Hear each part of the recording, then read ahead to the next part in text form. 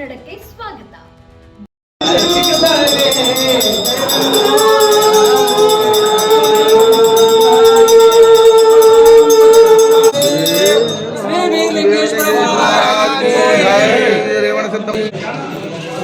ಅಲ್ಲಲ್ಲಿ ಇಡ್ರಿ, ಆ ಕಡೆ ಇಡ್ರಿ.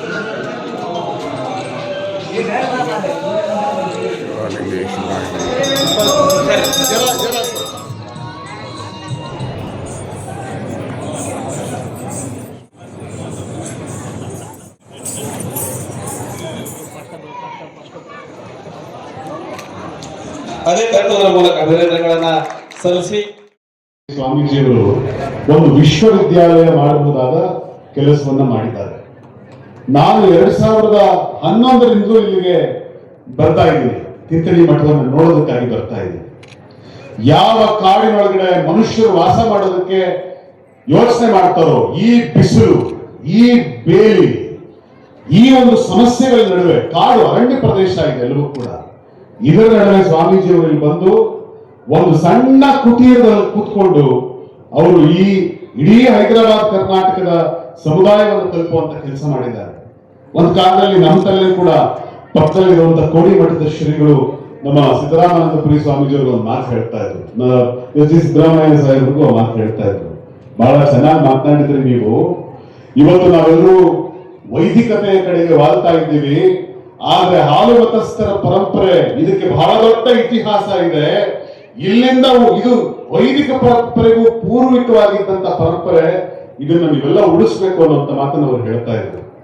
ಆ ಮಾತು ನಾನು ಯಾಕೆ ಹೇಳ್ತಾ ಇದ್ದೀನಿ ಅಂತಂದ್ರೆ, ಯಾವ ಮಾತನ್ನ ಕೋಡಿಮಠದ ಸ್ವಾಮೀಜಿಯವರು ಮಾತನಾಡ್ತಾರೋ ಆ ಮಾತುಗಳು, ಈ ಸಮುದಾಯದ ಬಗ್ಗೆ ಅವರು ಹೇಳಿರುವ ಪ್ರತಿ ಮಾತು ಕೂಡ ರಾಜ್ಯದ ಮೂಲೆ ಮೂಲೆಗಳಲ್ಲಿ ಜನಮಾನಸವನ್ನು ಮುಟ್ಟಿದೆ.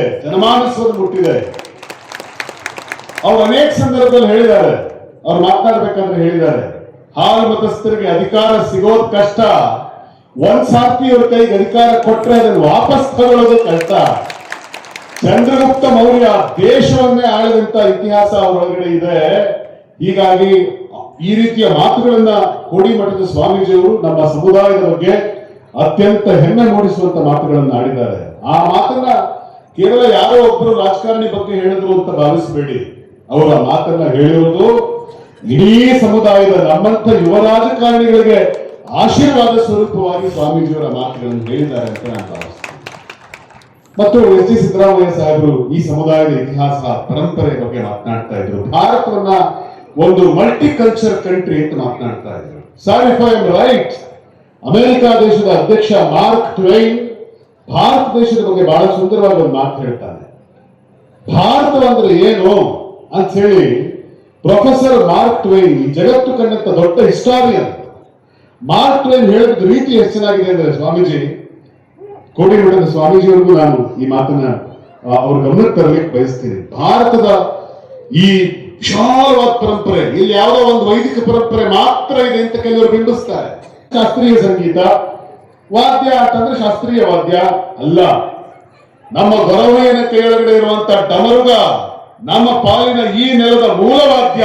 ಅದಕ್ಕಾಗಿ ಶಿವನ ಕೈಗೆ ಡಮರುಗ ಇಟ್ಟಿದ್ವಿ. ಯಾಕೆ? ಅವನ ಆದಿ ಶಿವ, ಆದಿ ಪುರುಷ, ಆದಿ ಯೋಗಿ, ಮೂಲವಾದ್ಯ ಅದು. ಆ ಮೂಲವಾದ್ಯ ಡಮರುಗವನ್ನು ಹಿಡ್ಕೊಂಡು ನಮ್ಮ ಮೈಲಾರಲಿಂಗ ಏನು ಗೊರವೇನು ಕುಣಿಯೋದನ್ನು ನಾವು ನೋಡಿದ್ದೀವಿ. ನಾವು ಇವತ್ತು ಹೊತ್ತಿರುವಂತ ಕಂಬಳಿ ಬಹುಶಃ ಈ ನೆಲದ ಮೂಲ ಹೊದಿಕೆ ಅದು. ಯಾಕೆಂದ್ರೆ ಹತ್ತಿಯನ್ನ ನಾವು ತಯಾರು ಮಾಡೋದಕ್ಕಿಂತ ಮುಂಚೆ ಕುರಿ ಉಣ್ಣೆಯನ್ನ ಬಳಸಿ ವಸ್ತ್ರವನ್ನ ತೊಟ್ಟೋದನ್ನ ಜಗತ್ತಿಗೆ ತೋರಿಸ್ಕೊಟ್ಟವರು ಇದೇ ಹಾಲುಮತ ಸಂಸ್ಕೃತಿಯ ಮೂಲ ಸಮುದಾಯದ ಜನ. ಕಂಬಳಿ ಈ ನೆಲದ ಮೊದಲ ವಸ್ತ್ರ, ಡಮರುಗ ಈ ನೆಲದ ಮೊದಲ ವಾದ್ಯ. ಇದೆಲ್ಲವನ್ನೂ ಕೂಡ ಯಾಕೆ ಹೇಳ್ತಾ ಇದ್ದೀನಿ ಅಂದ್ರೆ, ಕೋಡಿಮಠದ ಸ್ವಾಮೀಜಿಯವರು ಹೇಳಿದಾರಲ್ಲ, ನೋಡಿ ಮೂಲ ಸಂಸ್ಕೃತಿ ನಿಮ್ದು, ಈ ಸಂಸ್ಕೃತಿಯನ್ನು ಉಳಿಸ್ಬೇಕು, ಈ ಸಂಸ್ಕೃತಿಯನ್ನು ಜನಕ್ಕೆ ಹೇಳಬೇಕು, ಇನ್ಯಾವುದೋ ವೈದಿಕ ಸಂಸ್ಕೃತಿಗೆ ಈ ನಿಮ್ಮ ಸಂಸ್ಕೃತಿ ಬಲಿಯಾಗಬಾರದು ಅಂತ ಹೇಳಿದ್ರ ಅರ್ಥ ಇದೆ ಎಲ್ಲವೂ ಕೂಡ. ಬಹುಶಃ ಗರ್ಭಗುಡಿಯಲ್ಲಿ ಕೂತವ್ರಿಗೆ ಸೂರ್ಯೋದಯ ಯಾವಾಗುತ್ತೆ, ಚಂದ್ರೋದಯ ಯಾವಾಗುತ್ತೆ, ಯಾವ ನಕ್ಷತ್ರಕ್ಕೆ ಯಾವ ಮಳೆ ಬರುತ್ತೆ ಅಂತ ಹೇಳಿ ಪುರೋಹಿತರಿಗೆ ಗೊತ್ತಾಗಲ್ಲ. ಅಲೆಮಾರಿಗಳಾಗಿದ್ದಂತ ಕುರುಬರು ಕುರಿ ಹೊಡ್ಕೊಂಡು ಕಾಡು ಮೇಡು ಅಲಿತಾ ಇದ್ರು, ಊರು ಸುತ್ತುತ್ತಾ ಇದ್ರು. ಊರು ಸುತ್ತಬೇಕಾದ್ರೆ ಎತ್ತ ಕಡೆಯಿಂದ ಗಾಳಿ ಬೀಸಿದ್ರೆ ಎಂಥ ಮಳೆ ಬರುತ್ತೆ, ಆಕಾಶದಲ್ಲಿ ಯಾವ ನಕ್ಷತ್ರ ಮೂಡಿದಾಗ ಯಾವ ಮಳೆ ಸುರಿಯುತ್ತೆ ಅನ್ನುವಂತ ಸತ್ಯವನ್ನ ರಟ್ಟಮತಶಾಸ್ತ್ರ ಅಂತ ನಾವು ಬಾಯಲ್ಲಿ ಹೇಳ್ತಾ ಇದ್ವಿ, ಅದನ್ನು ಮತ್ಯಾರೋ ಸಂಸ್ಕೃತದಲ್ಲಿ ಬರೆದು ಪಂಚಾಂಗ ಅಂತ ಮಾಡಿದ್ರು. ಮೂಲವನ್ನ ಕೊಟ್ಟವರು ಸಮಾಜಕ್ಕೆ ನಾವು, ಆದ್ರೆ ನಾವು ಮರೆತ್ವಿ. ನಾವೇ ಮಾರ್ಕ್ ಟ್ರೈನ್ ಹೇಳ್ತಾ ಇದ್ದೇವೆ, ಇದೆಲ್ಲ ಹಲವಾರು ಸಂಸ್ಕೃತಿಗಳನ್ನ ತನ್ನೊಳಗಡೆ, ಹಲವಾರು ಭಾಷೆಯನ್ನ, ಹಲವಾರು ಚಿಂತನೆಗಳನ್ನ, ಹಲವಾರು ವಿಚಾರಧಾರೆಗಳನ್ನ ತನ್ನೊಳಗಡೆ ಇಟ್ಕೊಂಡಿರುವಂತ ನೆಲ ಇದೆ. ಮಾರ್ಕ್ ಟ್ವೈನ್ ಹೇಳ್ತಾನೆ, this is India, the land of dreams and of romance, of fabulous wealth and of fabulous poverty, of genie and giants and Aladdin lamps, of famine and pestilence, of tigers and elephants, the cobra and the jungle, the country of 100 tongues. ಈ ಮಾತನ್ನು ಗಮನಿಸಿ, country of 100 tongues. Chidananda Wodeyar ಅವರೇ, country of 100 tongues, 1000 religion, 2 million gods, cradle of human race, birthplace for human speech, mother of history, grandmother of tradition, the one soul country that is to be seen with an eye of awe. That country I call as India, that country I salute as Bharat. ಈ ನೆಲಮೂಲದ ಸಂಸ್ಕೃತಿಯನ್ನ America ದೇಶದ professor ಒಬ್ಬ ಈ ರೀತಿಯಾಗಿ ಹೇಳ್ತಾನೆ. ಈ ಭಾಷೆ, ಅನೇಕ ಭಾಷೆಗಳು, ಅನೇಕ ಚಿಂತನೆಗಳು, ಅನೇಕ ಎಸ್ ಡಿ ಸಿದ್ದರಾಮಯ್ಯ ಸಾಹೇಬ್ ಹೇಳಿದ್ರು ಅದನ್ನೇ, ಅನೇಕ ಭಾಷೆ, ಅನೇಕ ಧರ್ಮ, ಅನೇಕ ಜಾತಿಗಳು, ಅನೇಕ ಜನಪದಗಳು, ಅನೇಕ ಇತಿಹಾಸಗಳು, ಇವೆಲ್ಲವನ್ನು ಒಳಗೂಡಿದ ದೇಶ ಭಾರತ. ಈ ದೇಶವನ್ನ ಒಂದೇ ಬಣ್ಣದ, ಒಂದೇ ಭಾಷೆಯ, ಒಂದೇ ವೈದಿಕತೆಯ ನೆಲವನ್ನಾಗಿಸಬೇಡಿ. ಎಲ್ಲರನ್ನು ಒಳಗೊಂಡು ಸಾವಿರಾರು ನದಿಗಳು ಸೇರಿ ಒಂದು ಸಾಗರ ಆಗುವಂತೆ ಈ ದೇಶ ಇದೆ. ಈ ದೇಶವನ್ನು ಅದೇ ರೀತಿ ಕಾಪಾಡಿಕೊಳ್ಳಿ. ನಮ್ಮ ಪೂಜಾರಿಗಳು ನಮ್ಮ ಸಂಸ್ಕೃತಿಯನ್ನು ಹೇಳ್ತಾ ಇದ್ದಾರೆ, ನಮ್ಮ ಸಂಸ್ಕೃತಿಯನ್ನು ಹೇಳ್ತಾ ಇದ್ದಾರೆ. ನಾನು ಯಾಕೆ ಸಿದ್ದರಾಮಾನಂದ ಪುರಿ ಸ್ವಾಮೀಜಿ ಅವರು ವಿಶ್ವವಿದ್ಯಾಲಯ ಮಾಡೋ ಕೆಲಸ ಮಾಡಿದ್ದಾರೆ ಅಂತ ಹೇಳ್ತಾ ಇದ್ದೀನಿ ಅಂತಂದ್ರೆ, ನಾನು ಹಿಂದೆ 2011-12 ಆ ಸಂದರ್ಭದಲ್ಲಿ ಬರ್ಬೇಕಾದ್ರೆ ಸ್ವಾಮೀಜಿ ಈಶ್ವರಾನಂದ ಪುರಿ ಸ್ವಾಮೀಜಿ ಅವರು ಆವತ್ತಿನಿಂದಲೂ ಎಲ್ಲಾ ಸಭೆಗಳಲ್ಲೂ ಇವರು ಹಾಜರಿದ್ದಾರೆ. ಪೂಜೆ ಸ್ವಾಮೀಜಿ ಅವರು ಪಿಕ್ಚರ್ಗೆ ಅವರು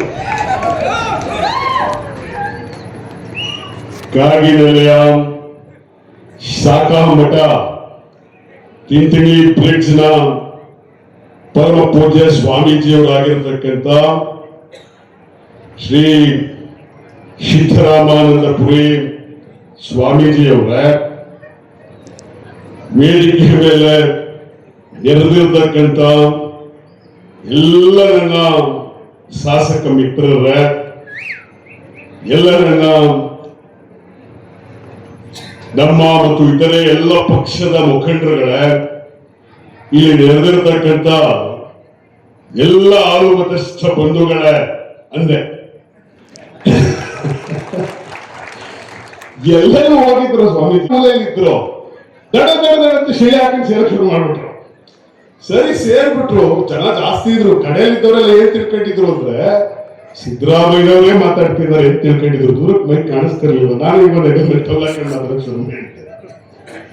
ಏನಾಗ್ಬಿಡದ, ಈ ದೇಶ ಇದೆಯಲ್ಲ, ಇದು ಶ್ರೇಣೀಕೃತ ಸಮಾಜದಿಂದ ಕೂಡಿರ್ತಕ್ಕಂಥ ದೇಶ. ಈ ದೇಶದಲ್ಲಿ ಒಬ್ರು ಇನ್ನೊಬ್ರು ಹೆಗಲ ಮೇಲೆ ಕೂತ್ಕೊಂಡ್ಬಿಟ್ಟಿದ್ದಾರೆ. ಶೂದ್ರನ ಹೆಗಲ ಮೇಲೆ ವೈಶ್ಯ ಕೂತ್ಕೊಂಡಿದ್ದಾನೆ, ವೈಶ್ಯನ ಹೆಗಲ ಮೇಲೆ ಕ್ಷತ್ರಿಯನ ಕೂರಿಸ್ಬಿಟ್ಟಿದ್ದಾರೆ, ಅವನ ಹೆಗಲ ಮೇಲೆ ಇವರೆಲ್ಲರಿಗಿಂತಲೂ ನಾವು ಶ್ರೇಷ್ಠ ಅಂತ ಇನ್ನೊಬ್ರು ಕೂತ್ಬಿಟ್ಟಿದ್ದಾರೆ. ಬಾಬಾ ಸಾಹೇಬ್ ಅಂಬೇಡ್ಕರ್ ಅವರು ಏನ್ ಹೇಳಿರಪ್ಪ ಅಂತಂದ್ರೆ, ನಮ್ಮಲ್ಲಿ ಸಮಾನತೆ ಬರಬೇಕು, ಸಮಾಜ ನಿರ್ಮಾಣ ಆಗಬೇಕು ಅಂತ ನಾನು ಬೇಚ್ ಕೂತ್ಕೊಂಡು ಅವ್ರ ತರ ಮಾತಾಡಕ್ ಶುರು ಮಾಡ್ಬಿಟ್ಟೆ ಸ್ವಾಮಿ. ಇಡೀ ಸಭೆ, ಯಾಕೆಂದ್ರೆ ನನಗೆ ಒಂದು ಆತಂಕ ಇತ್ತು, ಏನು ಅಂತಂದ್ರೆ ಎಲ್ಲಿ ಜನ ಕಳೆದೋಗ್ಬಿಡ್ತಾರೋ, ಇವರೆಲ್ಲ ಹೊರಟೋಗ್ಬಿಟ್ರೆ ಸಭೆ ಫೇಲ್ ಆಗ್ಬಿಡುತ್ತಲ್ಲ ಅಂತ ಹೇಳಿಕೆ ಸರ್. ನಾನೇನ್ ಮಾಡಿದೆ, ಸಿದ್ದರಾಮಯ್ಯವರು ತದ್ರೂಪಿ ತರ ಭಾಷಣ ಮಾಡಕ್ ಶುರು ಮಾಡ್ಬಿಟ್ಟೆ. ಜನೆಲ್ಲ ಬಂದು ಕೂತ್ಕೊಂಡ್ರು. ಸ್ವಾಮೀಜಿಯವ್ರಿಗೆ ಸುದ್ದಿ ಹೋಯ್ತು. ಬಹುಶಃ ಕೆಲವರೆಲ್ಲ ಅಲ್ಲಿದ್ದು ಎಲ್ಲಾ ಕಡೆ ಮೈಕಲ್ಲಿ ಕೇಳ್ತಿದ್ದವ್ರ ಸಿದ್ದರಾಮಯ್ಯವ್ರು ಬಂದ್ರು ಓಡ್ಬಂದು ಜನ ಕೂತ್ಕೊಂಡ್ರು. ಇಡೀ ಕಾರ್ಯಕ್ರಮ ಅವತ್ತು ಬಹಳ ಯಶಸ್ವಿಯಾಗಿ, ಸಾವಿರಾರು ಜನ, ಒಳ್ಳೆ ಸಭೆ ಆಯಿತು, ಯಶಸ್ವಿಯಾಗಿ ನಡೀತು. ನಾನು ಅದನ್ನ ಸುಮ್ಮನೆ ತಮಾಷೆ ಪ್ರಸಂಗ ಅಂತ ನೆನೆಸ್ಕೊಂಡ್ರು ಕೂಡ ನನಗೆ ಅವತ್ತು ಕಂಡ ಅದ್ಭುತ ಏನು ಅಂತಂದ್ರೆ, ಇಂಥ ಅನೇಕ ಜನ ವಯಸ್ಸಾದ ಪೂಜಾರಿಗಳು ಕೂತಿದ್ರು. ಡೊಳ್ಳಿನ ಪದಕಾರರು ಬಂದಿದ್ರು ಸ್ವಾಮೀಜಿ, ಡೊಳ್ಳಿನ ಪದಕಾರರು ಬಂದಿದ್ರು. ಡೊಳ್ಳು ಬಾರಿಸ್ತಾ ವಿಜರ್ಗಿ ಸಾಹೇಬ್ರೆ ಡೊಳ್ಳು ಬಾರಿಸ್ತಾ ರಾತ್ರಿ ಶುರು ಮಾಡಿದ್ರೆ ಬೆಳಗ್ಗೆ ತನಕ ಹಾಲು ಮತ್ತು ಪುರಾಣವನ್ನು ಹಾಡಿದ್ರು. ಡೊಳ್ಳು ಬಾರಿಸ್ಕೊಂಡು ಗುಂಪು ನಮ್ಮ ಮಠ ಬೀರಪ್ಪನ ಗುಡಿ ಇದೆಯಲ್ಲ, ಆ ಗುಡಿ ಮುಂಭಾಗದಲ್ಲಿ ಡೊಳ್ಳು ಬಾರಿಸ್ಕೊಂಡು ರಾತ್ರಿಯಿಂದ ಬೆಳಗ್ಗೆವರೆಗೂ ನನಗೆ ಆ ಮುದುಕನ ಚಿತ್ರ ಇನ್ನೂ ಕಣ್ಮುಂದೆ ಇದೆ. ಇವರು ಇಲ್ಲಿ ಪೂಜಾರಿ ಕೂತಿದ್ದಾರೆ. ನಾನು ನಿಮ್ಮ ಹೆಸರು ಮತ್ತೆ ಕೆಂಚರಾಯ ಮುತ್ಯ. ಈ ಕೆಂಚರಾಯ ಮುತ್ಯ ಬಾರಿ ಇನ್ನೂ ಗಡ್ಡ ಕರಗಿತ್ತವಾಗ, ಈಗಾಗಲೇ ಬೆಳಗಾಗ್ಬಿಟ್ಟಿದೆ ತುಂಬಾ. ಈ ಕೆಂಚರಾಯ ಮುತ್ಯ ಇಂಥವರೆಲ್ಲರೂ ಕೂಡ, ಅಂದ್ರೆ ಇವರೆಲ್ಲರೂ ಕೂಡ ಬಹಳ ಜನ. ನನಗೆ ಅವಾಗ ಅನ್ಸಿದ್ದೇನು ಅಂತಂದ್ರೆ, ಅವಾಗೆಲ್ಲ ಇದು ಬಂದಿರಲಿಲ್ಲ, ಇನ್ನು ನಮ್ಮ ಕೈಲೆಲ್ಲ ಈ ಡಿಜಿಟಲ್ ಫೋನ್ಗಳು ಇರಲಿಲ್ಲ ಸ್ವಾಮೀಜಿ, ಕೀಪ್ಯಾಡ್ ಫೋನ್. ಬಹುಶಃ ನಾನು ಅಂದ್ಕೊಂಡಿದ್ದೀನಿ ಇದೆಲ್ಲವೂ ಕೂಡ ರೆಕಾರ್ಡ್ ಆಗಿದೆ. ಸ್ವಾಮೀಜಿಯವರು ಅವತ್ತಿನಿಂದ ಇವತ್ತಿನವರೆಗೆ ನಾನು ಯಾಕೆ ಒಂದು ವಿಶ್ವವಿದ್ಯಾಲಯ ಮಾಡೋ ಕೆಲಸನ ಸಿದ್ದರಾಮಾನಂದಪುರಿ ಸ್ವಾಮೀಜಿ ಮಾಡಿದ್ದಾರೆ ಅಂತ ನಾನು ಮತ್ತೆ ಹೇಳಿದೆ ಅಂತಂದ್ರೆ, ಇವರು ಅವತ್ತಿನಿಂದ ಈ ಸಭೆಯೊಳಗಡೆ ಇಟ್ಟಿರುವಂತ ವಿಚಾರ ದೊಡ್ಡ ದೊಡ್ಡ ನಮ್ಮ ಸಿದ್ದರಾಮಯ್ಯ ಸಾಹೇಬರು, ಎಸ್ ಡಿ ಸಿದ್ದರಾಮಯ್ಯ ಸಾಹೇಬರ ತರದವರಿಂದ ಹಿಡಿದು, ಹಳ್ಳಿಕೇರಿ ಸರ್ ತರದಿಂದ ಹಿಡಿದು ಇಂಥ ಅನೇಕ ಜನರನ್ನ ನೋಡಿ. ಇವತ್ತು ಕೂಡ ಈ ಸಭೆಯೊಳಗಡೆ ಯಾರೆಲ್ಲ ಕರೆದಿದ್ದಾರೆ? ನಮ್ಮ ಚಿಕ್ಕಣ್ಣ ಎಣ್ಣೆಕಟ್ಟೆಯವರು, ನಮ್ಮ ಜಿಲ್ಲೆಯವರು, ನಮ್ಮ ತುಮಕೂರು ಜಿಲ್ಲೆಯವರು ಎಣ್ಣೆಕಟ್ಟೆಯವರು ಕರೆದಿದ್ದಾರೆ. ರಾಜಶ್ರೀ ಪಾಟೀಲ್ ಅವರು ಕರೆದಿದ್ದಾರೆ. ನಾಳೆ ಗಂಗಾಧರ್ ಕೂಡ್ಲಿ ಅವರು ಕರೆದಿದ್ದಾರೆ. ಗೋಣಿ ಬಸಪ್ಪ, ವಿರೂಪಾಕ್ಷಿ, ಈ ತರ ರಾಜ್ಯದ ಮೂಲೆ ಮೂಲೆಗಳಿಂದ ಇಂಥ ದೊಡ್ಡ ದೊಡ್ಡ ವಿದ್ವಾಂಸರುಗಳನ್ನ ಕರೆದು ಹಾಲು ಮತ ಸಂಸ್ಕೃತಿಯ ಇತಿಹಾಸ, ಹಾಲು ಮತ ಸಂಸ್ಕೃತಿಯ ವೈಭವವನ್ನ ಜನಸಾಮಾನ್ಯರಿಗೆ ತಿಳಿಸಿದ್ದಾರೆ. ಮತ್ತವೆಲ್ಲವೂ ಕೂಡ ಮೈಲಾರಲಿಂಗೇಶ್ವರ ಪರಂಪರೆ, ಅವ್ರಿಗೆ ರೇವಣ ಸಿದ್ಧನ ಪರಂಪರೆ, ಸತ್ಯ ಹೇಳ್ತೀನಿ, ರೇವಣ ಸಿದ್ಧನ ಪರಂಪರೆ. ನಾನು ಮೊದಲು ಈಶ್ವರಾನಂದಪುರಿ ಸ್ವಾಮೀಜಿ ಅವ್ರ ಮಾತು ಕೇಳ್ತಾರೆ. ಅಮೋಘಿ ಸಿದ್ಧನ ಪರಂಪರೆ, ರೇವಣ ಸಿದ್ಧ ಪರಂಪರೆ, ಬಿಳಿ ಸಿದ್ಧ, ಕರಿ ಸಿದ್ಧ, ಎಷ್ಟು ಸಿದ್ಧ ಪರಂಪರೆಗಳು ನಮ್ಮ ಒಳಗಡೆ ಇದ್ದಾವೆ. ಈ ಸಿದ್ಧ ಪರಂಪರೆಯ ಮೂಲ ವಾರಸುದಾರರು ಎಲ್ಲೆಲ್ಲಿ ಇವತ್ತು ಸಿದ್ಧ ಅನ್ನೋ ಹೆಸರಿದೆ, ಆ ಸಿದ್ಧ ಪರಂಪರೆಯ ಮೂಲ ವಾರಸುದಾರರು ಹಾಲು ಮತಸ್ಥರು ಅನ್ನೋದನ್ನ ಈ ಸಮಾಜಕ್ಕೆ ಅಧ್ಯಯನದ ಮೂಲಕ ಸ್ವಾಮೀಜಿಯವರು ಇಂಥ ವೇದಿಕೆಗಳಲ್ಲಿ ತಿಳಿಸಿದ್ದಾರೆ. ಅದು ನಮ್ಮ ಮುಂದಿನ ಜನಾಂಗಕ್ಕೆ, ನಮ್ಮ ಮುಂದಿನ ಯುವ ಪೀಳಿಗೆಗೆ ತಲುಪಬೇಕಾದ್ರೆ ಈ ಮಠಕ್ಕೆ ಜಾಸ್ತಿ ಇದೆ. ಸ್ವಾಮೀಜಿಯವರು ನಮ್ಮ ಹತ್ರ ಯಾವತ್ತೂ ₹1 ಹಣ ಕೇಳಲಿಲ್ಲ, ಕಾಸು ಕೇಳಿಲ್ಲ. ಸ್ವಾಮೀಜಿ ಕೇಳ್ತಿರೋದು ಉಳಿಸಿ, ಜೊತೆಗೂಡಿ ವರ್ಷಕ್ಕೆ 3 ದಿವಸ ನಾವೆಲ್ಲರೂ ಇಲ್ಲಿ ಸೇರ್ಕೊಳ್ಳೋಣ, ರಾಜ್ಯದ ಮೂಲೆ ಮೂಲೆಗಳಿಂದ ಬನ್ನಿ ಅಂತ ಕರೀತಿದ್ದಾರೆ. ಹೆಚ್ಚಿನ ಸಂಖ್ಯೆಯಲ್ಲಿ ಇವೆಲ್ಲರೂ ಭಾಗವಹಿಸಿ ಈ ಸಂಸ್ಕೃತಿ ಉತ್ಸವ ರಾಜ್ಯದ ಇತಿಹಾಸದ ಪುಟಗಳಲ್ಲಿ, ಚರಿತ್ರೆಯಲ್ಲಿ. ಆಗಲೇ ಸಂಗ್ರೇಶಿ ಸರ್ ಅವರು ಚುನಾವಣೆಗಳ ಬಗ್ಗೆ ಮಾತಾಡಿದ್ರು. ನಾನು ಈಗ ಒಬ್ಬ ಎಜುಕೇಶನಿಸ್ಟ್, ರಾಜಕಾರಣವನ್ನು ಕೂಡ ಪ್ರವೇಶ ಮಾಡಿರೋದ್ರಿಂದ ಚುನಾವಣೆ ಬಗ್ಗೆ ಮಾತಾಡಿದ್ರಿಂದ ಒಂದೆರಡು ಮಾತು ಮುಂದಿನ ರಾಜಕಾರಣದ ಬಗ್ಗೆ ಕೂಡ ಮಾತಾಡಿ ಕೇವಲ 5 ನಿಮಿಷದಲ್ಲಿ ನನ್ನ ಮಾತುಗಳನ್ನು ಮುಗಿಸ್ತೇನೆ. ಯಾವ ಒಂದು ಸಮಾಜಕ್ಕೆ, ಯಾವ ಒಂದು ಸಮುದಾಯಕ್ಕೆ ಸಂಸ್ಕೃತಿ ಇರುತ್ತೆ, ಅದರದ್ದೇ ಆದಂತ ಒಂದು ವಿಭಿನ್ನವಾದ ಯೂನಿಕ್ ಕಲ್ಚರ್ ಅಂತ ಏನ್ ಹೇಳ್ತೀವಿ, ಸಂಸ್ಕೃತಿ ಇರುತ್ತೆ. ಆ ಒಂದು ಸಮಾಜಕ್ಕೆ ಅಥವಾ ಸಮುದಾಯಕ್ಕೆ ಅದರದೇ ಆದ ಒಂದು ಅಸ್ಮಿತೆ ಇರುತ್ತೆ, ಐಡೆಂಟಿಟಿ ಇರ್ತದೆ, ಗೌರವ ಇರುತ್ತೆ. ಹಾಗೇನೆ ಆ ಸಂಸ್ಕೃತಿಯ ಕಾರಣ ಅಲ್ಲಿ ಏಕತೆ ಕೂಡ ಇರ್ತದೆ, ಯೂನಿಟಿ ಕೂಡ ಇರ್ತದೆ. ಇವತ್ತು ನಾವೆಲ್ಲ ನೋಡಿದೀವಿ, ಅತ್ಯಂತ ಹಿಂದುಳಿದ ಸಮಾಜಗಳಲ್ಲಿ ಈ ಒಂದು ಏಕತೆಯ ಕೊರತೆ ಎದ್ದು ಕಾಣ್ತದೆ, ಯೂನಿಟಿ ಇರೋದಿಲ್ಲ. ನಮ್ಮಲ್ಲಿ ಅಸೂಯೆ ಇರ್ತದೆ, ನಮ್ಮಲ್ಲಿ ಭಿನ್ನಾಭಿಪ್ರಾಯಗಳಿರ್ತವೆ, ನಮ್ಮಲ್ಲಿ ಭೇದ ಭಾವಗಳಿರ್ತವೆ. ಒಬ್ರನ್ನ ಕಂಡ್ರೆ ಒಬ್ರಿಗೆ ಆಗೋದಿಲ್ಲ, ಒಬ್ರನ್ನ ಇನ್ನೊಬ್ರು ಬೆಳೆಸೋದಕ್ಕೆ ಪ್ರಯತ್ನ ಮಾಡೋದಿಲ್ಲ. ಈ ರೀತಿ ಅತ್ಯಂತ ಹಿಂದುಳಿದ ಸಮಾಜಗಳಲ್ಲಿ ನಾವು ನೋಡ್ತೀವಿ. ಈಗ ಹಾಲು ಮತ ಸಮಾಜ ಇಷ್ಟೊಂದು ಸಮೃದ್ಧಿ ಸಂಸ್ಕೃತಿ ಇದ್ರೂ ಕೂಡ ಯಾಕೆ ಇವತ್ತು ನಮಗೆ ಒಂದು ರೀತಿಯಲ್ಲಿ ಈ ಏಕತೆಯನ್ನ ಸಾಧನೆ ಮಾಡೋದಕ್ಕಾಗಿಲ್ಲ ಅಂತಂದು, ಯೂನಿಟಿ. ನಮ್ಮ ದೇಶದಲ್ಲಿ ಹೇಳ್ತೀವಿ ವೈವಿಧ್ಯತೆಯಲ್ಲಿ ಏಕತೆ ಅಂತ ಹೇಳ್ತೀವಿ, ಆದ್ರೆ ಒಂದೇ ಸಮಾಜದಲ್ಲಿ ಎಷ್ಟೊಂದು ವಿಭಿನ್ನ ಸಂಸ್ಕೃತಿ, ಸಮೃದ್ಧಿ ಸಂಸ್ಕೃತಿ ಇದ್ರೂ ಕೂಡ ಯಾಕೆ ನಮಗೆ ಏಕತೆಯನ್ನ ಸಾಧಿಸೋದಕ್ಕೆ ಆಗಿಲ್ಲ ಅಂತಂದು. ಈ ಯೂನಿಟಿ ಬರಬೇಕು, ನಮ್ಮಲ್ಲೆಲ್ಲ ಒಗ್ಗಟ್ಟು, ಏಕತೆ ಬರಬೇಕು ಅನ್ನೋದಾದ್ರೆ ಈ ಸಂಸ್ಕೃತಿ ಅರಿವು ನಮಗೆ ಇರಬೇಕು. ಈ ರೀತಿ ಸಂಸ್ಕೃತಿಯ ಉತ್ಸವಗಳು ಇರಬೇಕು, ನಾವು ಕೂಡ ಸಂಸ್ಕೃತಿ ಆಚರಣೆ ಮಾಡಬೇಕು. ಜೊತೆಗೆ ಎಲ್ಲದಕ್ಕಿಂತ ಮುಖ್ಯವಾಗಿ ಆ ಸಂಸ್ಕೃತಿ ಜೊತೆಗೆ ನಾವೆಲ್ಲರೂ ಕೂಡ ಶ್ರೀಮಂತರಾಗಬೇಕು. ಈಗ ಈ ಕಾಪಾಡುವುದು ಅಂತ ಬಂದಾಗ, ಏನಾದ್ರು ಪ್ರೊಟೆಕ್ಟ್ ಮಾಡಬೇಕು, ಕಾಪಾಡಬೇಕು ಅಂತ ಬಂದಾಗ ಏಕತೆ ಬರುತ್ತೆ. ನಾವೇನಾದ್ರೂ ಕಳ್ಕೊಳ್ತಿದ್ದೀವಿ, ನಮ್ಮಲ್ಲೇನಾದ್ರೂ ಸ್ವಾರ್ಥ ಇದ್ದಾಗ ಏನಾಗುತ್ತೆ, ನಾವೆಲ್ಲ ಒಗ್ಗಟ್ಟಾಗಿ ಬಂದು ಕಾಪಾಡೋದಕ್ಕೆ ಪ್ರಯತ್ನ ಮಾಡ್ತೀವಿ. ಆ ರೀತಿ ನಮ್ಮ ಸಂಸ್ಕೃತಿಗೆ ಧಕ್ಕೆ ಬಂದಾಗ ಇಲ್ಲ ಸಂಸ್ಕೃತಿ ಕಾಪಾಡ್ಕೋಬೇಕಂತ ಎಲ್ಲ ಒಗ್ಗಟ್ಟಾಗ್ತೀವಿ. ಅದೇ ರೀತಿ ನಾವೆಲ್ಲ ಬಹಳ ಶ್ರೀಮಂತರಾಗಿ ನಾವು ದೊಡ್ಡ ದೊಡ್ಡ ಯೂನಿವರ್ಸಿಟಿಗಳು, ಇನ್ಸ್ಟಿಟ್ಯೂಷನ್, ಮೆಡಿಕಲ್ ಕಾಲೇಜ್, ದೊಡ್ಡ ದೊಡ್ಡ ಉದ್ಯಮಗಳನ್ನು ಸ್ಥಾಪನೆ ಮಾಡಿದಾಗ ಒಂದು ಒಕ್ಕೂಟ ಆಗುತ್ತೆ ನಮ್ದೆಲ್ಲ. ಅದನ್ನು ಕೂಡ ಕಾಪಾಡಬೇಕು ಅನ್ನೋ ಸಂದರ್ಭ ಬಂದಾಗ ನಮ್ಮಲ್ಲಿ ಒಂದು ಯೂನಿಟಿ ಬರುತ್ತೆ. ಆ ರೀತಿ ಒಂದು ಯೂನಿಟಿ ನಮ್ಮ ಅತ್ಯಂತ ಹಿಂದುಳಿದ ಸಮಾಜ, ನಮ್ಮ ಕುರುಬ ಸಮಾಜ, ಹಾಲುಮತ ಸಮಾಜದಲ್ಲಿ ಬಂದಿಲ್ಲ. ಇವತ್ತಿನವರೆಗೂ ಕೂಡ ನಮ್ಮದೇ ಆದ ಒಂದು ಮೆಡಿಕಲ್ ಕಾಲೇಜ್ ಇಲ್ಲ, ನಮ್ಮದೇ ಆದಂತ ಒಂದು ಯೂನಿವರ್ಸಿಟಿ ಇಲ್ಲ, ನಮ್ಮದೇ ಆದಂತ ಬಹಳ ದೇಶದ ಮಟ್ಟದಲ್ಲಿ ಹೇಳ್ಕೋಬಹುದಾದಂತ ಒಂದು ಅತ್ಯುನ್ನತ ಶಿಕ್ಷಣ ಸಂಸ್ಥೆ ಇಲ್ಲ, ಆಸ್ಪತ್ರೆ ಇಲ್ಲ. ಇದನ್ನ ನಾವು ಕೇಳ್ಕೋಬೇಕು. ಇಷ್ಟೊಂದು ಸಂಸ್ಕೃತಿ ಇದ್ರೂ ಕೂಡ ನಮಗೆ ಆ ಸಂಸ್ಕೃತಿಯಿಂದ ಯಾಕೆ ನಾವು ಹಲವಾರು ಪಾಠಗಳನ್ನು ಕಲಿತು, ಯಾಕೆ ನಮ್ಮದೇ ಆದಂತ ಈ ಸಾಮ್ರಾಜ್ಯವನ್ನು ಯಾಕೆ ಸ್ಥಾಪನೆ ಮಾಡಲಿಲ್ಲ? ಬಹಳ ಹೆಮ್ಮೆಯಿಂದ ಹೇಳ್ತೀವಿ, ವಿಜಯನಗರ ಸಾಮ್ರಾಜ್ಯ ಸ್ಥಾಪನೆ ಮಾಡಿದ್ವಿ, ಅದನ್ನ ಮಾಡಿದ್ವಿ, ಇದನ್ನ ಮಾಡಿದ್ವಿ ಅಂತಂದು. ಆದ್ರೆ ಈಗ ಯಾಕೆ ಸಾಧ್ಯ ಆಗ್ತಾ ಇಲ್ಲ ಅಂತ, ಇನ್ನೊಂದು ಒಗ್ಗಟ್ಟು ಯಾಕೆ ನಮ್ಮಲ್ಲಿ ಬರ್ತಾ ಇಲ್ಲ ಅಂತಂದ್ರೆ, ನಮ್ಮಲ್ಲಿ ಹಲವಾರು ನಾಯಕರುಗಳ ಕೊರತೆ ಕೂಡ ಇದೆ. ರಾಜ್ಯದ ತುಂಬಾ ನನ್ನ ಪ್ರಕಾರ ಹಾಲುಮತ ಮಹಾಸಭಾ ಸಮಾಜದ ಜನಸಂಖ್ಯೆ ಏನಿಲ್ಲ ಅಂತಂದ್ರು 65ರಿಂದ 75 ಲಕ್ಷ ಇದೆ. ಈಗ ಅದು ಜಾತಿ ಗಣತಿ ಬಂತು, ಡಸ್ಟ್ಬಿನ್ಗೆ ಹೋಯ್ತು. ಮತ್ತೊಂದು ಜಾತಿ ಗಣತಿ ಆಗಿದೆ, ಸಮೀಕ್ಷೆ ಆಗಿದೆ, ಸಾಮಾಜಿಕ ಮತ್ತು ಆರ್ಥಿಕ ಸಮೀಕ್ಷೆ. ಆದ್ರೆ ಅದ್ರ ಬಗ್ಗೆ ಯಾರು ಕೂಡ ಮಾತಾಡ್ತಿಲ್ಲ, ಪ್ರಶ್ನೆ ಕೇಳ್ತಿಲ್ಲ, ಎಲ್ಲೂ ಕೂಡ ಅದ್ರ ಬಗ್ಗೆ ಒಂದು ಡಿಸ್ಕಷನ್ ಕೂಡ ಆಗ್ತಾ ಇಲ್ಲ. ಅದು ಬರಬೇಕು, ಅದು ಜಾರಿ ಆಗ್ಬೇಕು, ಅಂಗೀಕಾರ ಆಗ್ಬೇಕು, ಸ್ವೀಕಾರ ಆಗ್ಬೇಕು ಸರ್ಕಾರದಿಂದ. ನಮ್ಮ ಜನಸಂಖ್ಯೆ ಗೊತ್ತಾದ್ರೆ ನಮಗೆ ಗೊತ್ತಾಗ್ತದೆ 65ರಿಂದ 75 ಲಕ್ಷ ಜನಸಂಖ್ಯೆ ಇರುವಂತಹ ಹಾಲುಮತ ಮಹಾಸಮಾಜದಲ್ಲಿ ಕೇವಲ 11 MLAಗಳಿದ್ದಾರೆ. ಇವಾಗ ನೀವು 2 ಲಕ್ಷಕ್ಕೆ ಒಬ್ರು MLA ಅಂತ ಲೆಕ್ಕ ಹಾಕಿದ್ರೆ ಏನಿಲ್ಲ ಅಂತಂದ್ರೆ 30ರಿಂದ 35 MLAಗಳು ಬರಬೇಕು. ಜೊತೆಗೆ ಕೇವಲ MLAಗಳು ಅವರ ಕಾನ್ಸ್ಟಿಟ್ಯೂಯೆನ್ಸಿಗೆ MLA ಆಗೋದಷ್ಟೇ ಅಲ್ಲ, ರಾಜ್ಯ ಮಟ್ಟದ ಅಟ್ಲೀಸ್ಟ್ ಒಂದು 5ರಿಂದ 6 ಬಲಿಷ್ಠ ನಾಯಕರು ಕೂಡ ಉದ್ಭವ ಆಗಬೇಕು, ಉದಯ ಆಗಬೇಕು. ಆವಾಗ ಈ ಒಗ್ಗಟ್ಟು ಅನ್ನೋದು ನಮ್ಮ ಸಮಾಜಗಳಲ್ಲಿ ಬರುತ್ತೆ ಅನ್ನೋದು ನನ್ನ ಭಾವನೆ. ಅಷ್ಟೇ ಅಲ್ಲ, ಜನಸಂಖ್ಯೆಯಲ್ಲಿ ಜಾಸ್ತಿ ಇರುವಂತಹ ಹಾಲುಮತ ಸಮಾಜ ನಮ್ಮ ಮೇಲೆ ಬಹಳ ದೊಡ್ಡ ಒಂದು ನೈತಿಕ ಜವಾಬ್ದಾರಿ ಇದೆ. ಸಮಾಜದಲ್ಲಿರುವ ಇತರೆ ಅತ್ಯಂತ ಹಿಂದುಳಿದ ಸಮಾಜಗಳು, ಸಣ್ಣ ಸಣ್ಣ ಸಮಾಜಗಳನ್ನ ವಿಶ್ವಾಸಕ್ಕೆ ತಗೊಂಡು ನಾವೆಲ್ಲರೂ ಕೂಡ ಒಗ್ಗಟ್ಟಾಗಿ, ನಾವು ಮೊದಲು ಒಗ್ಗಟ್ಟಾಗಿ, ಅವ್ರನ್ನೂ ಸೇರಿಸ್ಕೊಂಡು ಒಗ್ಗಟ್ಟಾಗಿ ನಾವು ಮುಂದಿನ ದಿನಗಳಲ್ಲಿ ಈ ಶೈಕ್ಷಣಿಕವಾಗಿ ಆಲ್ರೆಡಿ ಮುಂದುವರಿತಾ ಇದ್ದೀವಿ, ಆರ್ಥಿಕವಾಗಿ ಬಹಳ ಮುಂದುವರೆದು ರಾಜಕೀಯವಾಗಿ ಕೂಡ ನಾವೆಲ್ಲ ಬಹಳ ಮೇಲೆತ್ತರಕ್ಕೆ ಹೋಗ್ಬೇಕಾದ ಅನಿವಾರ್ಯತೆ ಈಗ ನಮಗೆ ಬರ್ತಾ ಇದೆ. ಯಾಕಂದ್ರೆ 2 ವರ್ಷ ಆದ್ಮೇಲೆ ಮುಂದೇನು ಅನ್ನೋ ಒಂದು ಪ್ರಶ್ನೆ ನಮ್ಮೆಲ್ಲರನ್ನು ಕಾಡ್ತೀವಿ. ಬೆಂಗಳೂರಿಗೆ ಹೋದ್ರೆ ಯಾರನ್ನ ಕಾಣ್ತೀವಿ, ಯಾರ ಮನೆಗೆ ಹೋಗ್ತೀವಿ? ಇದ್ದಾರೆ 3-4 ದೊಡ್ಡ ದೊಡ್ಡ ನಾಯಕರು ಇದ್ದಾರೆ. ಆದ್ರೆ ಅವ್ರ ಜೊತೆನೂ ಕೂಡ ಹಲವಾರು ನಾಯಕರ ಒಂದು ಅನಿವಾರ್ಯತೆ ಇವತ್ತು ಸಮಾಜಕ್ಕಿದೆ.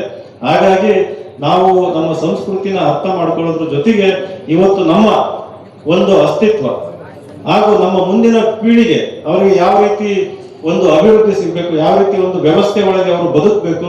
ಯಾಕಂದ್ರೆ ನಾವು ಗುಲಾಮರಾಗಿ ಬದುಕುವಂತ ಜನಗಳಲ್ಲ, ನಾವು ಸ್ವಾಭಿಮಾನ ಇರುವಂತ ಒಂದು ಸಮಾಜದವರು. ಸೊ ಮುಂದಿನ ವ್ಯವಸ್ಥೆನಲ್ಲಿ ಆ ಸ್ವಾಭಿಮಾನ ಕಾಪಾಡುವಂತ ಒಂದು ವ್ಯವಸ್ಥೆ ಒಳಗೆ ನಾವು ಇರಬೇಕಾಗತ್ತೆ. ಯಾರೊಬ್ಬರ ಹಿಂಬಾಲಕರಾಗಿ ಯಾರಿಗೂ ಘೋಷಣೆಗಳನ್ನ ಕೂಗ್ತಾ ಆ ರೀತಿ ಸಮಾಜವಾಗಿ ನಾವು ಇರಬಾರ್ದು. ನಾವು ಕೂಡ ಸಾಮ್ರಾಜ್ಯ ಕಟ್ಟಿದಂತ ಸಮಾಜ, ಸಮೃದ್ಧ ಕರ್ನಾಟಕ, ಸಮೃದ್ಧ ಭಾರತ ಕಟ್ಟುವಂತ ಸಮಾಜ ಆಗಿ ಬೆಳಿಬೇಕು.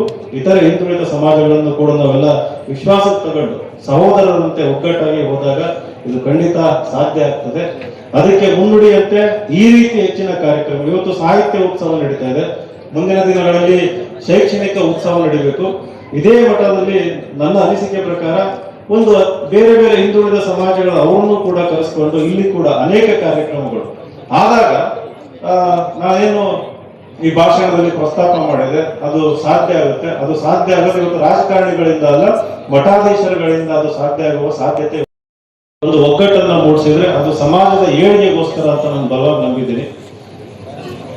ಜಾಸ್ತಿ ಮಾತಾಡಿದ್ರೆ ದಯವಿಟ್ಟು ಕ್ಷಮಿಸಿ.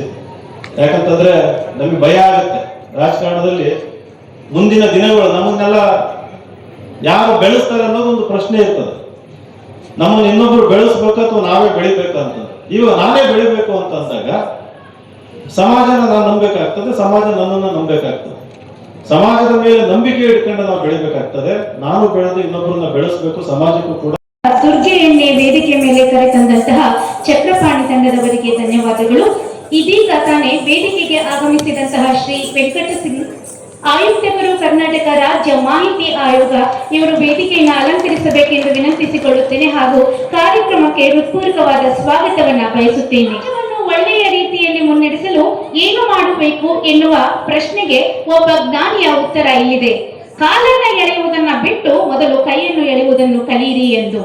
ಈಗ ಕಾರ್ಯಕ್ರಮದಲ್ಲಿ ತಮ್ಮ ಮಾತುಗಳನ್ನು ನಮ್ಮೊಂದಿಗೆ ಹಂಚಿಕೊಳ್ಳಬೇಕೆಂದು ಶ್ರೀ ಎ.ಬಿ. ನಾಗೇಂದ್ರ ಕುಮಾರ್ ಅಧ್ಯಕ್ಷರು, ಕೈಮಗ್ಗ ಅಭಿವೃದ್ಧಿ ನಿಗಮ, ಹುಬ್ಬಳ್ಳಿ, ಇವರಲ್ಲಿ ವಿನಂತಿಸಿಕೊಳ್ಳುತ್ತಾರೆ. ಪಾದಗಳಿಗೆ ನಮಸ್ಕಾರ ತಿಳಿಸ್ತಾ ಮತ್ತು ಈ ಒಂದು ಕಾರ್ಯಕ್ರಮದಲ್ಲಿ ದಿವ್ಯ ಸಾನ್ನಿಧ್ಯವನ್ನು ವಹಿಸಿಕೊಂಡಿರ್ತಕ್ಕಂತಹ ನಮ್ಮ KR ನಗರ ಶಾಖಾ ಮಠದ ಪರಮ ಪೂಜ್ಯ ಸ್ವಾಮೀಜಿಗಳು ಶ್ರೀ ಶಿವಾನಂದಪುರಿ ಮಹಾಸ್ವಾಮಿಗಳ ಪಾದಗಳಿಗೆ ನಮಸ್ಕಾರಗಳನ್ನ ತಿಳಿಸ್ತಾ, ಹಾಗೆ ನಮ್ಮ ಮತ್ತೊಂದು ಕಾಗಿನೆಲೆ ಶಾಖಾ ಮಠದ ಪೀಠಾಧ್ಯಕ್ಷರು ಪರಮ ಪೂಜ್ಯ ಶ್ರೀ ಈಶ್ವರಾನಂದ ಪುರಿ ಮಹಾಸ್ವಾಮಿಗಳ ಪಾದಗಳಿಗೆ ನಮಸ್ಕಾರಗಳನ್ನ ತಿಳಿಸ್ತಾ,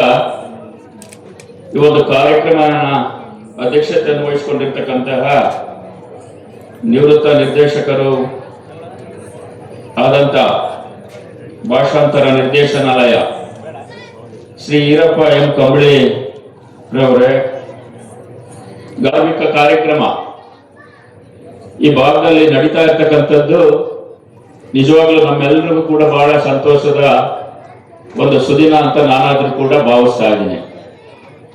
ಯಾಕೆಂತಂದ್ರೆ ಹಾಲುಮತ ಪೂಜಾರಿಗಳಿಗೆ ಸಾಹಿತ್ಯ ಸಮ್ಮೇಳನದ ಮತ್ತು ಪರಂಪರೆಯ ಒಂದು ತರಬೇತಿ ಶಿಬಿರ ಅಂತ ಕೂಡ ಈ ಕಾರ್ಯಕ್ರಮವನ್ನ ನಮ್ಮ ಸಿದ್ದರಾಮಾನಂದ ಸ್ವಾಮಿಗಳು ಮಾಡಿದ್ದಾರೆ. ಇದೊಂದು ಅರ್ಥಪೂರ್ಣವಾದ ಕಾರ್ಯಕ್ರಮ. ಹಾಲುಮತ ಸಮಾಜ ಸಾಹಿತ್ಯ ಕ್ಷೇತ್ರದಲ್ಲಿ ತನ್ನದೇ ಆದಂತಹ ಕೊಡುಗೆಯನ್ನ ಮಹಾನ್ ಕವಿಗಳು, ಸಾಹಿತಿಗಳು, ದಾಸರವಾದಂತಹ ಕನಕದಾಸರವರು ಮತ್ತು ಕಾಳಿದಾಸರವರು ಈ ನಾಡಿಗೆ ಅಂದಿನ ಶತಮಾನದಲ್ಲೇ ಆ ಕೊಡುಗೆಯನ್ನ ಕೊಟ್ಟೋಗಿದ್ದಾರೆ. ಇವತ್ತು ನಾನಾ ಕ್ಷೇತ್ರದಲ್ಲಿ ಹಾಲುಮತ ಸಮಾಜದವರು ಕಲಾವಿದರಾಗಿ, ಗಾಯಕರಾಗಿ, ಸಮಾಜದ ಉನ್ನತ ಮಟ್ಟದಲ್ಲಿ ತಮ್ಮದೇ ಆದಂತಹ ಸೇವೆಯನ್ನ ಸಲ್ಲಿಸಿ ಮತ್ತು ಈ ರಾಜ್ಯವನ್ನ ಆಳಿದಂತ ರಾಜರು, ಮಹಾರಾಜರು, ಸ್ವಾತಂತ್ರ್ಯದಲ್ಲಿ ಹೋರಾಟ ತಂದುಕೊಟ್ಟಂತ ಸಂಗೊಳ್ಳಿ ರಾಯಣ್ಣನಂತ ಸೇನಾನಿಗಳು, ಕಿತ್ತೂರು ರಾಣಿ ಚೆನ್ನಮ್ಮನವರು ಈ ಕೋಟೆಯನ್ನು ಆಳಿದಂತ ಇಂಥ ಹಲವಾರು ಸಮಾಜದಲ್ಲಿ ತನ್ನದೇ ಆದಂತ ಸೇವೆಯನ್ನ ಸಲ್ಲಿಸಿದವ್ರನ್ನ ಈ ಒಂದು ಸಭೆಯಲ್ಲಿ ನೆನೆಯಬೇಕಾದಂತಹ ಅನಿವಾರ್ಯತೆ ಕೂಡ ನಿಮ್ಮೆಲ್ಲರ ಪಾಲಿಗೆ ಇದೆ. ಹಾಲುಮತ ಸಮಾಜ ಯಾವತ್ತೂ ಕೂಡ ಬೇರೆಯವರಿಗೆ ಕೆಟ್ಟದನ್ನ ಬಯಸಿದ ಸಮಾಜ ಅಲ್ಲ. ಅವರ ಮನಸ್ಸು, ಅವರ ಹೃದಯ ವೈಶಾಲತೆ ಏನಂದ್ರೆ ನಂಬಿಕೆಯನ್ನ ದೇವತರ ನೋಡ್ತದೆ ಆ ಸಮಾಜ. ಮತ್ತು ತಮಗಿಲ್ಲ ಹೋದ್ರೂ ಕೂಡ ಇನ್ನೊಬ್ಬರಿಗೆ ತನ್ನ ತಟ್ಟೆಯಲ್ಲಿ ಇರೋ ಊಟನ ಕೂಡ ಎಳೆದು ಹಸುವಿನಿಂದ ಆ ಒಂದು ಸಂತೋಷವನ್ನ ನೋಡಿ ಅನುಭವಿಸಿದಂತ ಸಮಾಜ ಯಾವ್ದಾದ್ರೂ ಇದ್ರೆ ಯಾರಿಗೂ ದ್ರೋಹವನ್ನ ಮಾಡಲ್ಲ, ಯಾರ ಹೃದಯದಲ್ಲೂ ಕೂಡ ನಂಬಿಕೆಯನ್ನ ಅಳಿಸ್ಕೊಳ್ಳಲ್ಲ. ಅವರು ಅಷ್ಟು ಪವಿತ್ರವಾಗಿರುವ ಶುದ್ಧತೆಯ ಮನಸ್ಸನ್ನ ಉಳ್ಳವರಾಗಿರ್ತಾರೆ. ಆದ್ರಿಂದ ಏನು ಸಮಾಜದ ಬಗ್ಗೆ, ಸಮಾಜದ ಪರಂಪರೆಯ ಬಗ್ಗೆ, ಸಮಾಜ ನಡೆದುಕೊಂಡ ಬಂದ ಒಂದು ಮಾರ್ಗದ ಒಂದು ಹಿರಿಮೆಯನ್ನು ನಾವೆಲ್ಲರೂ ಕೂಡ ತಿಳಿದು ಏನಿವತ್ತು ಪೂಜಾರಿಗಳಿಗೆ ತರಬೇತಿ ಆಗಬೇಕು ಅಂತೇನಲ್ಲ, ಅವ್ರ ತರಬೇತಿ ಜೊತೆಗೆ ನಾವು ಕೂಡ ಈ ಸಮಾಜದ ಸಂಪ್ರದಾಯವನ್ನ, ಹಿರಿಮೆಯನ್ನ, ಮಹತ್ವವನ್ನ ತಿಳಿದು ಬೇರೆಯವರಿಗೆ ತಿಳಿಸ್ಕೊಡ್ತಕ್ಕಂತಹ ಕೆಲಸವನ್ನ ಮಾಡಿದಾಗ ಮಾತ್ರ ಇಂಥ ಒಂದು ಕಾರ್ಯಕ್ರಮಗಳಿಗೆ ಅರ್ಥ ಬರ್ತದೆ ಅನ್ನೋ ಮಾತನ್ನ ಈ ಸಂದರ್ಭದಲ್ಲಿ ನಾನಾದ್ರೂ ಕೂಡ ದಂತಹ ಒಂದು ಜವಾಬ್ದಾರಿಯುತ ನಿಗಮವನ್ನ ಕೊಟ್ಟಿರೋದ್ರಿಂದ ಈ ಸಭೆಯಲ್ಲಿ ಅವರಿಗೆ ನನ್ನ ನಿಮ್ಮೆಲ್ಲರ ಪರವಾಗಿ ಧನ್ಯವಾದಗಳನ್ನ ಅರ್ಪಿಸ್ತಾ, ನನ್ನ ನಿಗಮ ಏನು ಶ್ರೀಮಂತರು ಇರೋ ನಿಗಮ ಅಲ್ಲ. ನೇಕಾರರು, ಕೈಮಗ್ಗದವರು, ಬಡವರು ಇವತ್ತಿನ ಆಧುನಿಕ ವ್ಯವಸ್ಥೆಯಲ್ಲಿ ಮಿಷನ್ ಅನ್ನ, ಯಂತ್ರಗಳನ್ನ ಬಳಸದೆ ಕೈನಲ್ಲಿ ನಮ್ಮ ಕಂಬಳಿ ನಮ್ಗೆಲ್ಲ ಹೊರಿಸಿ ನೀವೆಲ್ಲ ಸನ್ಮಾನ ಮಾಡಿದಿರಲ್ಲ, ಕೈಮಗ್ಗದಲ್ಲಿ ನೇಯ ಅಂತ ಕೆಲಸ ಅದು. ಮತ್ತೆ ಸೀರೆಗಳನ್ನು, ಇಳಕಲ್ ಸೀರೆ ಈ ಭಾಗದಲ್ಲಿ ರಬಕವಿ, ಮುದೋಳು, ಜಮಖಂಡಿ, ಬನಾಟಿ ಇಲ್ಲೆಲ್ಲ ನಮ್ಮ ಕೈಮಗ್ಗಗಳು ಮತ್ತು ನೇಕಾರರುಗಳಿದ್ದಾರೆ. ಅವರೆಲ್ಲರೂ ಕೂಡ ಆರ್ಥಿಕವಾಗಿ ಬಹಳ ಸಮಸ್ಯೆಯನ್ನ ಅನುಭವಿಸ್ತಾ ಇದ್ದಾರೆ. ಅವರಿಗೆ ಒಂದು ಶಕ್ತಿಯನ್ನ ಕೊಡಬೇಕು, ಆರ್ಥಿಕವಾಗಿ ಅವರೆಲ್ಲರ ನೇಕಾರರನ್ನ ಮೇಲೆ ಎತ್ತಕ್ಕಂತ ಕೆಲಸವನ್ನ ಮಾಡಬೇಕು ಅಂತ ಹೇಳಿ ಬಹುಶಃ ದಕ್ಷಿಣ ಕರ್ನಾಟಕದವರ ಮೈಸೂರು ಮಂಡ್ಯ ಭಾಗದವ್ರನ್ನ ಅಧ್ಯಕ್ಷ ಆಗಿ ಮಾಡಿರೋದು ಇದೇ ಮೊದಲ ಬಾರಿಗೆ ಅಂತ ನಾನಾದ್ರೂ ಕೂಡ ಅನ್ಕೊಂತೀನಿ. ಮತ್ತೆ MLA ಮಿನಿಸ್ಟರ್ಗಳು ಎಲ್ಲಾನೇ ಇರೋರಿಗೆ ಅಧ್ಯಕ್ಷರು ಕೊಟ್ಟಿದ್ದು ಈ ನಾಗೇಂದ್ರ ಕುಮಾರ್ ಒಬ್ಬನಿಗೆ. ನನಗೆಲ್ಲರ ಆಶೀರ್ವಾದ, ನಮ್ಮ ಗುರುಗಳ ಆಶೀರ್ವಾದ ನನಗೆ ಅವಕಾಶ ಲಭಿಸಿದೆ. ಈ ಜವಾಬ್ದಾರಿಯನ್ನು ಅರಿತು ಹಗಲು ರಾತ್ರಿ ಏನು ನೇಕಾರರ ನಿಮ್ಮೆಲ್ಲರ ಸಮಸ್ಯೆ ಜೊತೆ ನಾವು ಇರ್ತೀವಿ, ಅವರಿಗೆ ಆರ್ಥಿಕವಾಗಿ ಒಂದು ಶಕ್ತಿ ಕೊಡ್ತಕ್ಕಂಥ ಕೆಲಸವನ್ನು ಮಾಡ್ತೀವಿ ಅನ್ನೋ ಮಾತನ್ನ ಈ ಸಂದರ್ಭದಲ್ಲಿ ಹೇಳಿ, ತಾವೆಲ್ಲರೂ ಕೂಡ ಇಲ್ಲಿ ಬಂದಿದ್ದೀರಾ. ನಮ್ಮ ಕುಲದೇವತೆ ರೇವಣ ಸಿದ್ದಯ್ಯ ನಿಮ್ಮೆಲ್ಲರಿಗೂ ಆರೋಗ್ಯ, ಆಯಸ್ಸು, ಒಂದು ನೆಮ್ಮದಿಯ ಬದುಕನ್ನ ಕರುಣಿಸಲಿ ಅನ್ನೋ ಮಾತನ್ನ ಈ ಸಂದರ್ಭದಲ್ಲಿ ಹೇಳಿ, ವೇದಿಕೆಯಲ್ಲಿ ಇರ್ತಕ್ಕಂಥ ಎಲ್ಲ ಗುರುಗಳಿಗೂ ಕೂಡ ನನ್ನ ಸಾಷ್ಟಾಂಗ ನಮಸ್ಕಾರಗಳನ್ನ ತಿಳಿಸಿ ನಿಮ್ಮೆಲ್ಲರಿಗೂ ಕೂಡ ನನ್ನ ನಮಸ್ಕಾರಗಳನ್ನ ತಿಳಿಸಿ ನನ್ನ ಮಾತಿಗೆ ವಿದಾಯ ಹೇಳ್ತಾ ಇದ್ದೇನೆ. ಜೈ ಹಿಂದ್. ನಾವು ಕೊಟ್ಟಂತ ಮಾಹಿತಿ ಇಷ್ಟವಾಗಿದ್ದಲ್ಲಿ ಲೈಕ್ ಮಾಡಿ, ಕಮೆಂಟ್ ಮಾಡಿ, ಶೇರ್ ಮಾಡಿ ಹಾಗೂ ಹೊಸ ಸುದ್ದಿಗಳಿಗಾಗಿ ಈಗಲೇ ಸಬ್ಸ್ಕ್ರೈಬ್ ಮಾಡಿ ವಿಕಾಸ್ ನ್ಯೂಸ್ ಕನ್ನಡ.